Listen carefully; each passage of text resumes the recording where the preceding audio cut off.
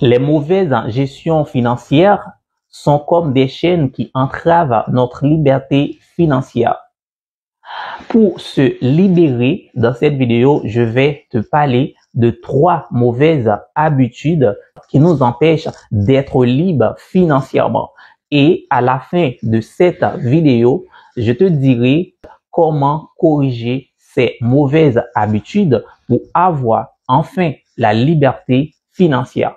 Si tu es nouveau sur cette chaîne, sache que tu es sur la chaîne My Réussite Coaching, d'où nous partageons des astuces sur le développement personnel, sur l'entrepreneuriat, sur le business. Et si ces thématiques, si ces thèmes t'intéressent, n'hésitez pas à s'abonner et laissez-nous des pouces pour nous encourager. Je disais dans l'intro de cette vidéo, je vais te parler de 3 mauvaises habitudes qui nous empêchent d'atteindre notre liberté financière. L'achat compulsif. L'achat compulsif, ou je peux parler également de dépenses excessives. Dépenses excessives, achat compulsif, c'est quoi exactement? Ce sont des achats émotionnels, des achats parce que on fait partie de tel groupe, on est dans un cercle, on est dans un environnement et on voit que nos potes, nos amis ont le dernier iPhone. Là, même que nous n'avons pas vraiment le moyen de nous permettre le dernier iPhone, on va faire des sacrifices énormes pour l'acheter, pour l'avoir, même que le téléphone que tu utilises, ça fonctionne bien, ça passe bien, mais et c'est ça qu'on appelle l'achat compulsif. C'est qu'on achète des choses vraiment qu'on n'a pas besoin. On achète des choses sur l'influence, on achète des choses juste par l'émotion. Par exemple, il y a des femmes qui ont des garde-robes bien remplis, mais sans pourtant ça les empêche pas de faire de nouveaux achats, d'acheter, même que elles vont pas utiliser, elles vont pas les mettre. Mais l'important c'est que en passant devant la boutique, elles voient que c'est tellement magnifique, c'est extraordinaire. En fait, elle fait l'achat. Et c'est ça qu'on appelle l'achat compulsif. Et si on veut sortir de la pauvreté, si on veut avoir la liberté financière, il faut arrêter les dépenses excessives et les achats compulsifs, ces achats qui sont basés, qui sont conditionnés par l'émotion. OK? Et à la fin de cette vidéo, comme je disais, je vais te dire comment corriger ces mauvaises habitudes. Deuxième mauvaise habitude, c'est ne pas prêter de l'argent pour investir. Pourquoi? Parce que dans notre tête, on a toujours tendance à dire, en fait, je suis riche, c'est quand j'ai 10 milliards sur mon compte en banque. Et c'est que tu travailles et chaque mois, tu prends de l'argent, tu mets sur ton compte en banque et ça, on appelle épargne. On appelle ça économie. Il n'y a aucun problème avec ça. Il n'y a aucun problème. Mais sauf que il y a ce qu'on appelle l'inflation. C'est que la valeur de l'argent que vous avez en 2023, en 2024, ce n'est plus la même valeur. Pourquoi? Parce que ça perd de la valeur par rapport à l'inflation. L'inflation, c'est quoi?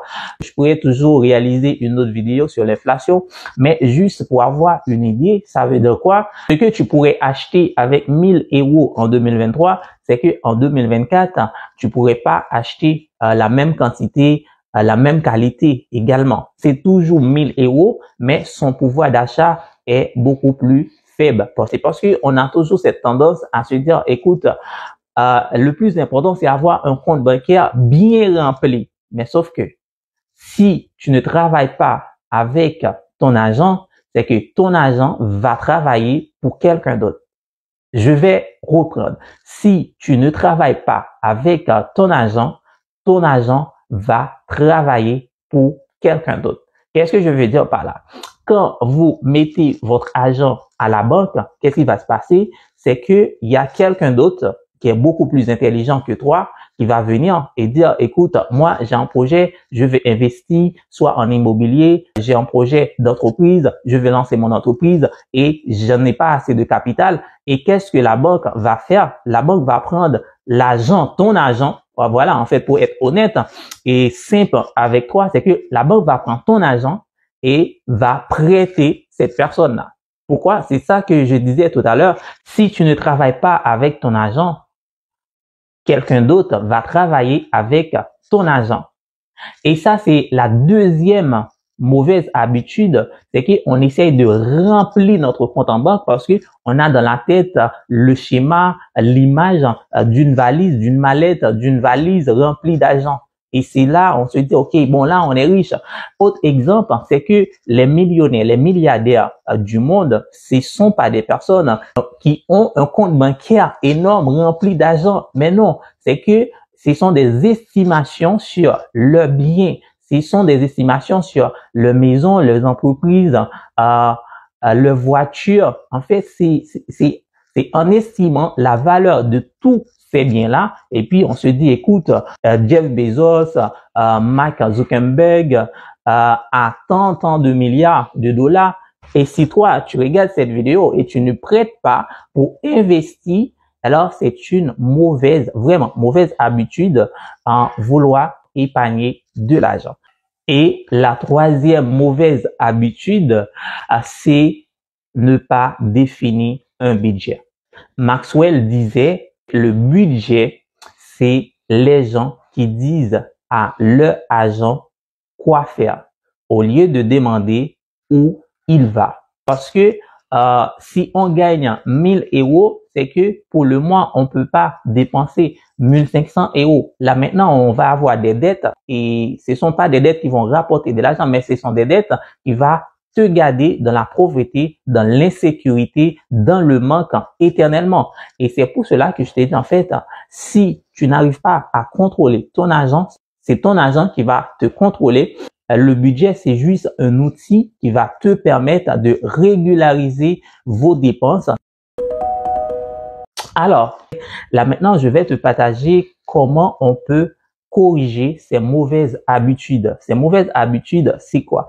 Achat compulsif. Ne pas prêter pour investir. Ne définis pas un budget. En fait, ce sont trois mauvaises habitudes qui te gardent dans la pauvreté. Alors, qu'est-ce qu'on peut faire? En fait, c'est simple. Fixer une limite de dépenses mensuelles. Faut dire que pour ce mois, je vais dépenser 700 euros, je vais dépenser 1000 euros. Je vais pas aller au-delà de 1000 euros. Et c'est pour cela, c'est le budget qui va nous aider. Autre chose que tu peux faire, c'est annuler les abonnements inutiles. Vraiment, parfois, on est abonné sur des plateformes de streaming, on est abonné sur des plateformes qu'on n'utilise même pas. C'est que chaque mois, on paye pour des services qu'on n'utilise même pas.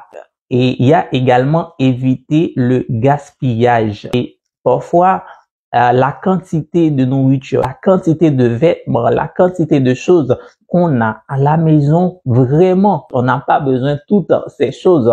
On est d'accord, si on veut sortir de la pauvreté, si on veut avoir la liberté financière, il faut corriger les mauvaises habitudes financières, les mauvaises gestions financières.